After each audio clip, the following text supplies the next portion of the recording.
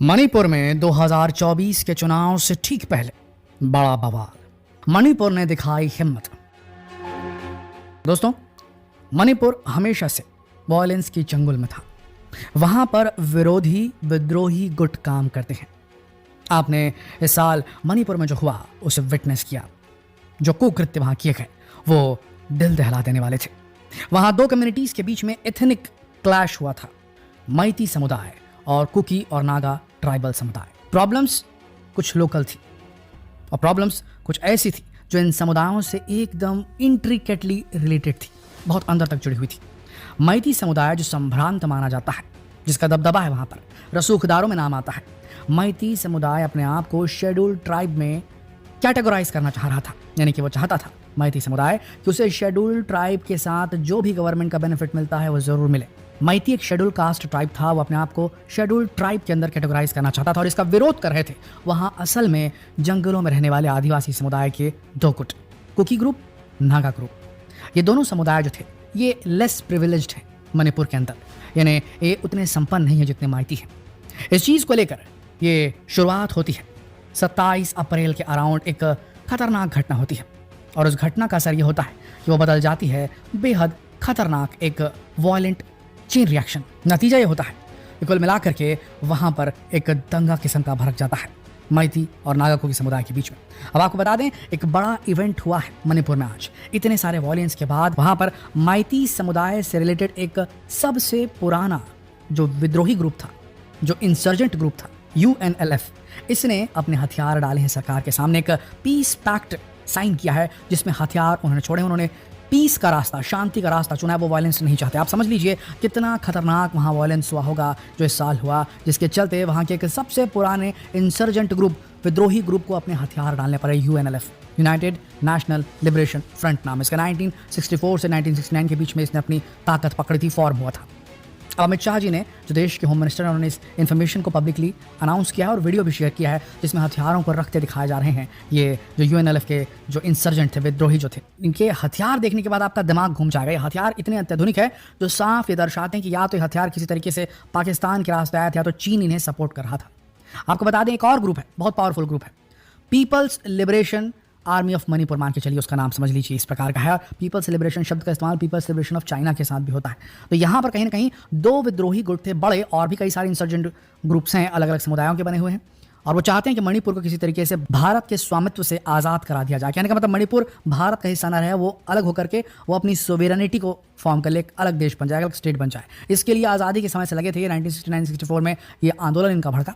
लेकिन अब पहली बार ये हुआ है कि एक बड़ा गुट जो कि अलगाववादी सोच को फीड कर रहा था और अलग करना चाहता था मणिपुर को, उसने हथियार डाल दिए हैं। तो सोचिए मैग्नीट्यूड वायलेंस का कितना वहाँ हुआ होगा कि एक समुदाय विशेष का, जैसे कि मैती समुदाय से रिलेटेड एक बहुत बड़ा जो इंसर्जेंट ग्रुप था, उसने हथियार डाल दिए। अब सिचुएशन देखिए, मणिपुर में इससे डायरेक्टली असर पड़ेगा, कुछ % पड़ सकता है। सिचुएशन अभी भी वहाँ पर उसी प्रकार की निर्मित है, लोग अभी भी विस्थापित हैं। नंबर्स आपको बताएं तो आप हैरान रह जाएंगे। 50 से 60 हज़ार का आंकड़ा मिलता है इंटरनेट पर सर्च करने से। जो लोग हैं 50 से 60 हज़ार लोग, वो अपने घरों को छोड़कर दूसरी जगहों पर रह रहे हैं। सर, 50 से 60 हज़ार की बात हो रही है, आप समझ रहे हैं इस बात को? आप समझ लीजिए इतने बड़े पैमाने पे भारत के अंदर, भारत के एक राज्य के अंदर लोगों को अपना घर छोड़कर दूसरी जगह जाना पड़ रहा है। इतना बड़ा इवेंट हुआ है मणिपुर के अंदर, और उसको लेकर के जितनी बात कम की गई, ये बहुत संदेहास्पद लगता है। मणिपुर पर और बहुत ज़्यादा बात की जानी थी, लेकिन आज एक बहुत अच्छा जो एक शांति के कदम उठाया गया, खासकर UNLF के द्वारा हथियार डालने का, ये एक शुरुआत हो सकती है उस कदम की कि मणिपुर को भारत का भिन्न अंग बनाने के लिए। जितने भी देखिए भारत के अंदर अलग अलग प्रकार के काफ़ी सारे ऐसे विद्रोही ग्रुप हैं, जैसे कि नक्सलों का एक पूरा साम्राज्य है छत्तीसगढ़ के बस्तर वाले इलाके में, वो अभी तक पूरी तरीके से खत्म नहीं हुआ है। इन्हीं का माओइस्ट बोल लीजिए, नक्सलाइट्स बोल लीजिए, इनका एक विंग झारखंड, बिहार में भी ऑपरेट करता है, पश्चिम बंगाल में ऑपरेट करता है। इसके बाद अगर JKLF की बात करिए, जम्मू कश्मीर लिबरेशन फ्रंट, इस प्रकार के बहुत सारे जो हैं वो जम्मू कश्मीर में काम करता है। जम्मू कश्मीर इस प्रकार का अलगाववाद फैलाया जाता है। नॉर्थ ईस्ट में काफ़ी सारी ऐसे ग्रुप्स हैं जो कि हर संभव कोशिश कर रहे हैं। लिबरेशन फ्रंट अपने आप को बोलते हैं, वो आज़ाद कराना चाहते हैं। भाई आज़ाद क्यों कराना चाहते हो? आपको आज़ाद जो है वो पर्टिकुलर वो एक अलग देश क्यों चाहिए? इसलिए चाहिए कि आपको वहाँ पर डेवलपमेंट नहीं मिल रही है, ये उनका मुद्दा है। तो उसके लिए आपको अलग करने की कोई ज़रूरत नहीं, और अलग करना भी चाहते हैं आप, या आपके कुछ वहाँ पर ग्रीवेंसेस हैं जो कि देश की सरकार, भारत सरकार है उसके साथ, तो आप डेमोक्रेटिक वे में बाकायदा चुनाव लड़के आगे आइए। आपके पास अगर लोग हैं आपका समर्थन करते हैं तो वो ज़रूर आपको वोट देंगे। आप चुन करके आइए, और चुन करके आ करके फिर अपनी डेमोक्रेटिक वे में अपनी राय जो है रख सकते हैं कि इस कि इस रीजन को इस चीज़ की ज़रूरत है, ये प्रोजेक्ट यहाँ होना चाहिए, ये डेवलपमेंट यहाँ होना चाहिए, यहाँ के लोगों को ये राइट मिलना चाहिए, बेनिफिट मिलना चाहिए। आप उसके बाद रखिए एक डेमोक्रेटिक कंट्री है, दुनिया का सबसे बड़ा डेमोक्रेटिक रिपब्लिक भारत है। ऐसी स्थिति में आप अलगाववादी अगर काम कर रहे हैं तो सीधी सी बात है, आपका जो फंडिंग हो रही है वो लोकल फंडिंग तो बिल्कुल नहीं है। लोकल आप लोगों को भड़काने का काम जरूर करते हैं इस प्रकार के विरोधी जो ग्रुप होते हैं, लेकिन ये लोग जो हैं इन्हें फंडिंग लोकल नहीं होती, चाइना की तरफ से दी जाती है। क्योंकि चाइना का आप जानते हैं, हम सब जानते हैं कि मैप किस तरीके से वो निकालता रहता है, भारत के बहुत सारे हिस्सों को अपना हिस्सा बताते हैं। और इस चीज़ को अचीव करने के लिए चाइना ने इन्हीं इंसर्जेंट ग्रुप्स को काफ़ी सारी फंडिंग, हथियार, लॉजिस्टिक सपोर्ट ये सब मुहैया कराता है, ताकि भारत टूटे, भारत के अंदर अलगाववाद की भावना रहे और भारत हमेशा फंसा रहे, कभी डेवलप न कर पाए। ये समस्या हमारे साथ कश्मीर में पाकिस्तान के साथ रही, उसको हम ले दे करके हैंडल कर रहे हैं। और ये मणिपुर नॉर्थ ईस्ट में जो मुद्दा है बहुत ज़्यादा एकदम इंटेंस है, वहाँ जो हुआ है उसके बाद में लोगों का फेथ भारत सरकार के ऊपर से उठ सकता था, अभी भी बने हुए हैं वो, जिस हिसाब के वहाँ पर वॉयलेंस हुआ है, 50-60 हज़ार लोग अपना घर छोड़ना पड़ा है। तो जो भी वहाँ की सरकार है वो कहीं ना कहीं यहाँ पर फेल तो ज़रूर हुई है, ऐसा कहा जाना चाहिए कि कितना बड़ा वॉयलेंस वहाँ पर हो गया और उसे कंट्रोल करने में नाकामयाब रहे, इतने महीनों तक भी नाकामयाब है, ये लोग अपने घर वापस नहीं जा पा रहे। सिचुएशन ये क्रिटिकल है वहाँ पर।